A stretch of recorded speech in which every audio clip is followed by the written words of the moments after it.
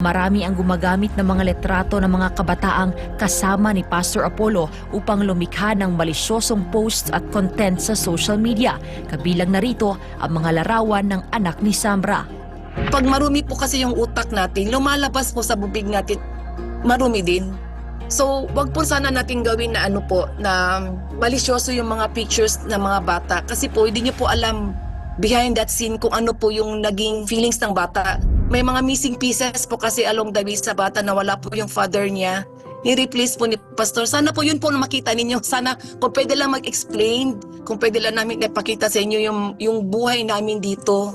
Kasama si Pastor, kasama ng mga bata.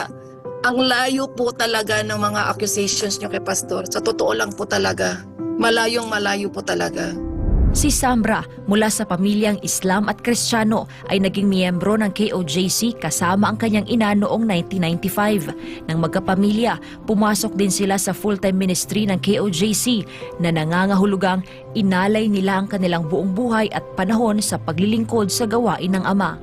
Gayunpaman, dahil voluntaryo ang paglilingkod sa KOJC, dumating ang panahon na ang asawa ni Sambra ay lumabas sa pagiging full-time missionary.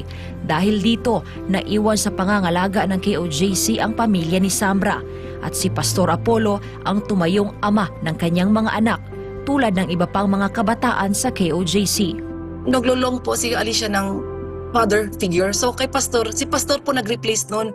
May father-daughter relationship na po sila. Baga, ni-replace ni Pastor yung missing pieces sa family namin. Dahil sa mga nangyayari, nagbigay ng babala si Sambra sa mga patuloy na gumagawa ng mapanirang content at gumagamit ng mga litrato ng kanyang anak at ni Pastor Apollo. May mga pamilya din po kayo, may mga anak po kayo. Kung hindi nyo po ititigil yan, magpa-file po kami ng case against sa inyo. Sana po hindi tayo humantong sa time na gano'n. Kasi po, kawawa din po yung anak ko, natutrauma din po kasi. Ngunit bago pa man nagtapos ang panayam, nagpahabol ng mensahe ang nangungulilang bata para sa kanyang tinuturing na ama na matagal-tagal na niyang hindi nakikita. Papa, I missed you and thank you for my birthday and the gifts po. You take care of me and feed me when I'm a baby. Papa, I love you. Thank you for everything. That's why I miss him. I want to play with him again. Pasalubong. Pasalubong.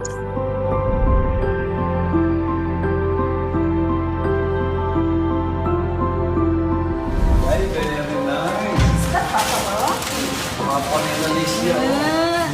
Papa and Alicia. Wow, with red shoes.